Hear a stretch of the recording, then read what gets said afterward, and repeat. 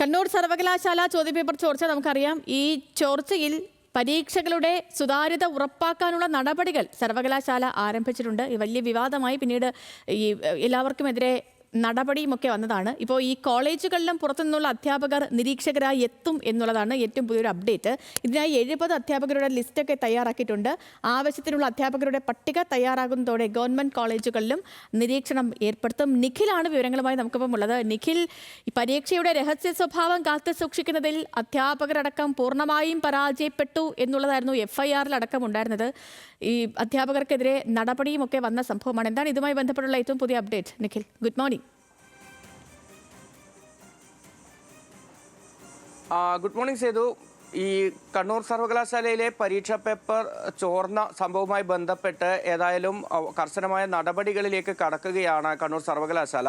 അതായത് ഇനി ഇത് ആവർത്തിക്കാതിരിക്കാനുള്ള മാർഗങ്ങൾ സ്വീകരിക്കുക എന്നുള്ളത് തന്നെയാണ് സർവകലാശാലയുടെ പ്രഥമ പരിഗണന. ഇതിൻ്റെ ഭാഗമായാണ് പരമാവധി സർവകലാശാലയ്ക്ക് കീഴിലുള്ള എല്ലാ കോളേജുകളിലും എക്സ്റ്റേണൽ അധ്യാപകരെ ഉപയോഗിച്ചുകൊണ്ട്, അതായത് മറ്റു കോളേജുകളിൽ നിന്നുള്ള അധ്യാപകരെ നിരീക്ഷകരായി നിയോഗിച്ചുകൊണ്ട് പരീക്ഷ നടത്തുക എന്നുള്ളത്.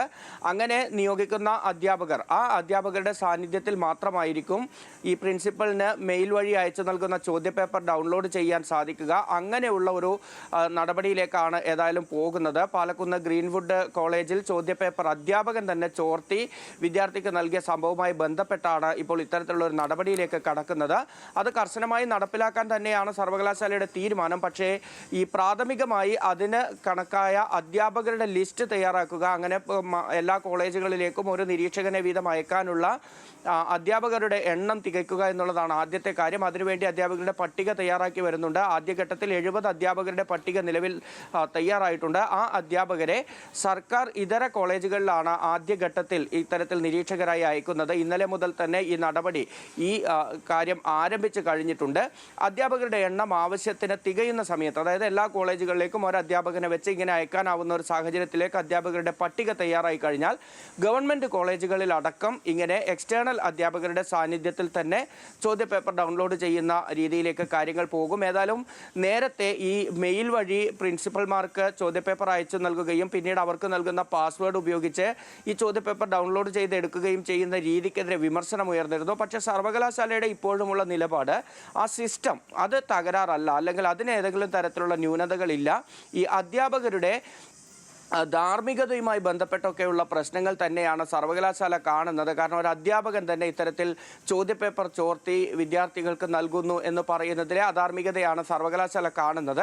അതിനെ കേന്ദ്രീകരിച്ചായിരിക്കും ഈ സംഭവത്തിൽ നടപടികളും വരിക.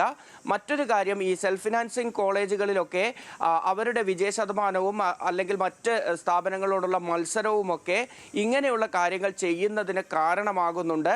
ഇത്തരത്തിൽ പലയിടങ്ങളിലും ഇങ്ങനെ ചോദ്യപേപ്പർ നേരത്തെ ഡൗൺലോഡ് ചെയ്തെടുത്ത് വിദ്യാർത്ഥികൾക്ക് നൽകുന്ന സാഹചര്യം ഉണ്ടായിട്ടുണ്ട് എന്നൊരു സൂചന ഉണ്ട്. അത്തരത്തിൽ ഈ പരിശോധനകൾക്ക് ശേഷം അങ്ങനെ കണ്ടെത്തുന്ന ഒരു സാഹചര്യം ഉണ്ടായാൽ നേരത്തെ നടത്തിയ പരീക്ഷകൾ റദ്ദാക്കുന്നതുൾപ്പെടെയുള്ള നടപടികളിലേക്ക് സർവകലാശാല കടക്കുമെന്ന് തന്നെയാണ് നമുക്ക് ലഭിക്കുന്ന വിവരം.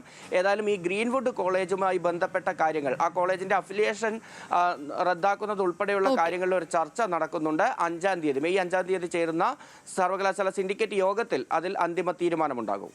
ഓക്കെ നിഖിൽ, വ്യക്തമാണ്.